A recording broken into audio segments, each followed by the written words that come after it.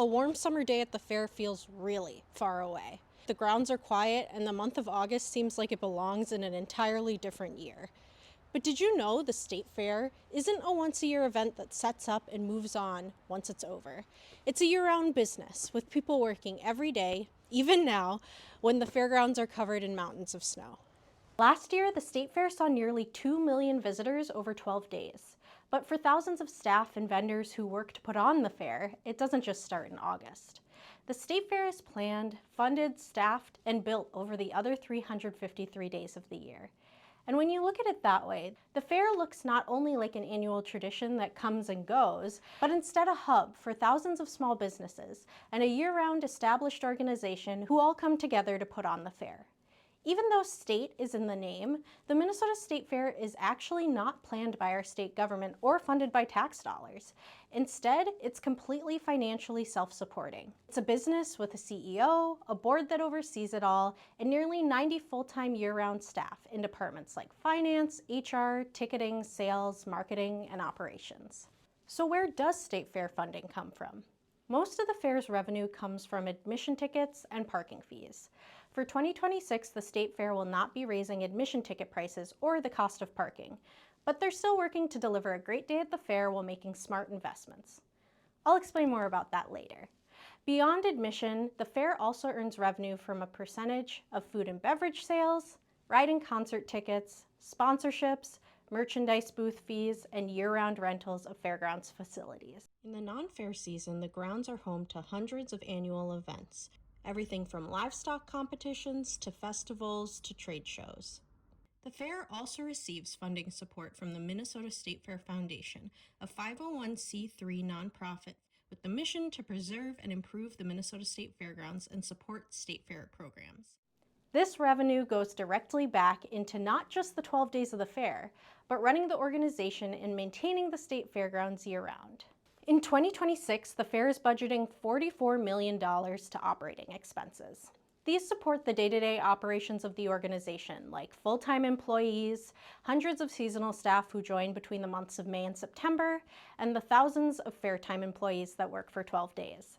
That budget covers not only staff, but also the production of hundreds of live performances, including nightly grandstand concerts. It pays for many of the activities people stroll through during a fair day that are free with the price of admission.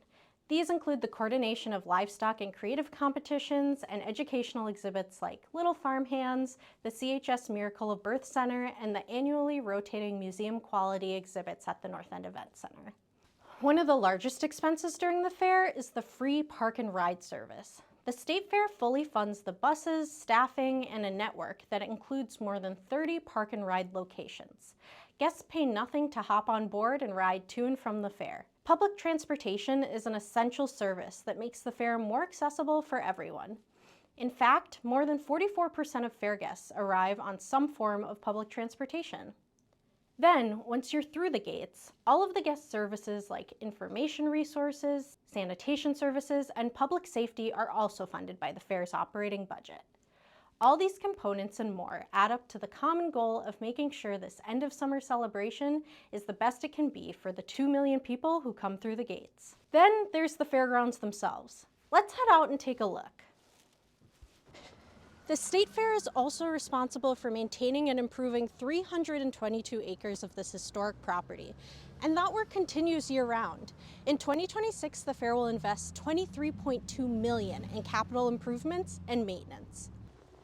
That number also includes completing the Lee and Rose Warner Coliseum renovation, a once-in-a-generation large-scale project that this year will bring new seating, wider aisles, upgraded lighting, expanded restrooms, and redesigned entryways. If you want to learn more, check out our last video that did a deep dive into this renovation. It also includes dozens of smaller projects from across the fairgrounds, from road and sidewalk repairs to electrical upgrades, new fans in major buildings, expanded bike parking, landscaping, tree care, and infrastructure updates. Between regular maintenance and major upgrades, these always changing updates carry on the tradition of the historic fairgrounds and are essential to building a better experience for guests, exhibitors, vendors, and everyone who comes to visit the fairgrounds.